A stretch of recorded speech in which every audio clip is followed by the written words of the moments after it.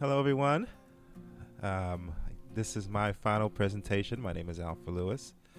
So, first of all, I want to thank Andrea, Bianca, and Christopher for offering us such an insightful and well designed course. I got a lot out of it. I'll be presenting my findings week by week. I'll be looking at the modules that we did, and I'll be explaining the benefits that I gleaned from the exercise I was given. So, in week one, category A, I chose visual interests. I already knew that Bianca and Chris were gurus with Canvas, so I thought, well, I could always learn some more. So what I didn't know is they had a secret weapon, Myers' Principle of Multimedia Learning. And my goodness, was it a benefit. Before, I didn't think about that backward planning, crafting for the outcome I wanted. I was just kind of going step by step. But now I realize, and let's look at the old page. It's static. This the home page. It's static. You have the picture. I thought, oh, that picture that says logistics. Course reader. The button ZTC. It was kind of just putting things one by one without really a strategy. Now with Myers' principles, I learned that there's a lot of ways to reiterate what you want to get out of and to also position yourself for the outcome you want the students to derive. So here I'm using video to go over my objectives. I have links to each one of the assignments right there on the home page. I also have a bigger let's get started button.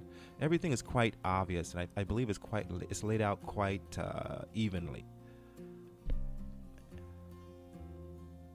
Now let's go to category B, where I chose student interaction.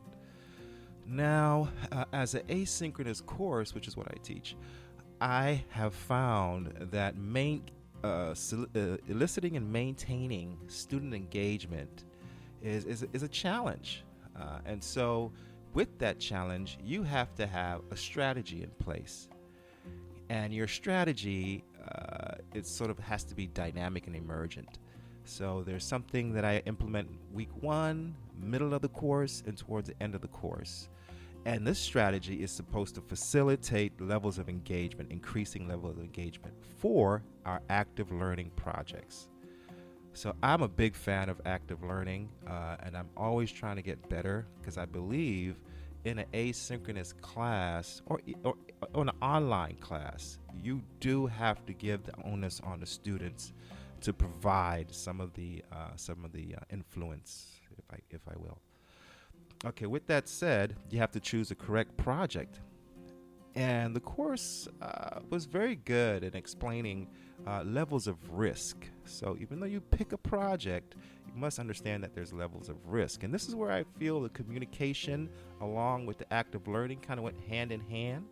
So I chose peer review and role play. So here's the role play, and this is how it starts.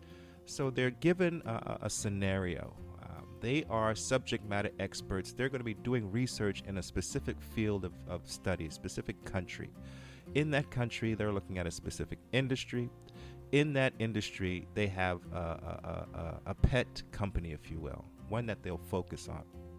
I've also laid out how I would like to see the papers and given them resources so that they craft good papers with good citing and with a rubric that explains how I'm going to be grading this assignment. Now, as they communicate with each other, they're communicating with each other as subject matter experts, right? Everybody has their own lane. And as they describe things to the class, I'm seeing that the other members of the class, they are providing feedback within their lane, right? So they're looking at this topic and they're saying, yeah, I didn't think about that, but did you think about this? And again, there's a rubric for this discussion because we want to develop it to that next tier, which is the peer review, where they're going to actually be submitting their works, right? So this is why we slowly get them through the weeks. So by the time they're submitting their papers, they have really solid papers. It's not looking like a text message or email, right? It's looking like a paper. And the students are not going to be critiquing all the rubric, right? I've given them certain objectives that they're looking at. And the point of this is that we're starting to create a dialogue so that when the students deliver their final presentation or their capstone presentation, they know that everybody in the class listening to the presentation are there to see their win, not to challenge them. And that's, again, part of the communication strategy. So, yeah, I got a lot out of the class. There's still a lot of material I have yet to really dive into, and I'm glad that the resource is there for me to return and to just get a deeper understanding.